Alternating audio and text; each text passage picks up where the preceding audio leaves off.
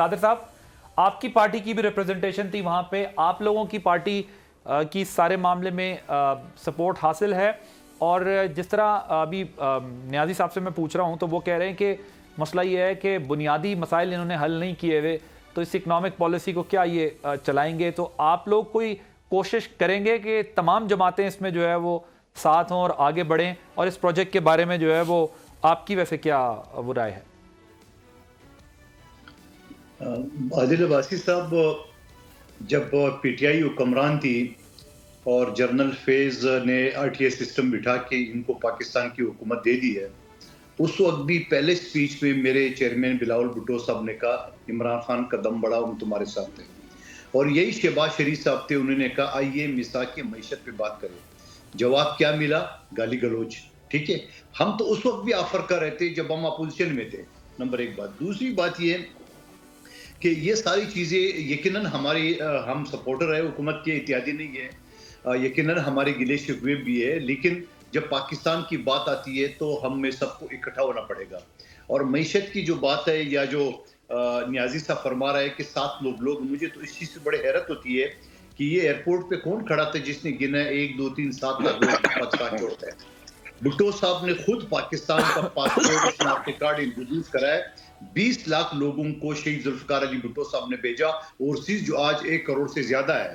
ہمیں تو فخر ہے کہ لوگ باہر جائے روزگار کے لیے اور پاکستان میں جو ہے نا وہ ریمیٹنس بھیج دے, اس میں تو کوئی چیز تو نہیں ہے. لیکن یہ بات کہہ کے کہ لوگ اس حکومت سے تنگ ہے, یہ تو پی ٹی آئی کا بیانیہ ہو سکتا ہے, ہمارا نہیں.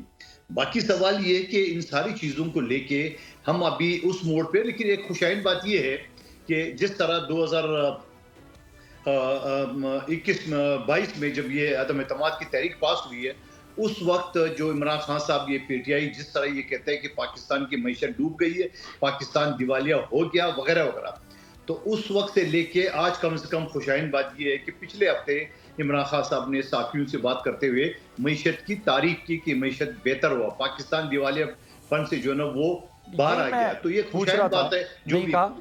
سر یہی میں پوچھ رہا تھا, وہ کہہ رہے ہیں ایسا نہیں کہا انہوں نے. حالانکہ میں خود بڑا حیران تھا کہ یہ ظاہر مجموعی طور پر اگر ہم دیکھیں تو نمبرز ٹھیک ہوئے ہیں معیشت کے, لیکن وہ کہہ رہے ہیں یہ خبر درست نہیں ہے, نہیں کہا انہوں نے ایسا عمران خان صاحب. دیکھیں میں ایک چیز بتاؤں کہ یہ خبر جب تمام ٹی وی چینل نے نشر کی پچھلے ہفتے, آج بتا رہے کہ یہ ٹھیک نہیں ہے, آج بتائے. اور پھر اگر یہ نہیں بکا ہے تو کیا انہوں نے اسٹاک ایکسچینج 22,000 پہ چھوڑا تھا, آج 1,17,000 نہیں ہے؟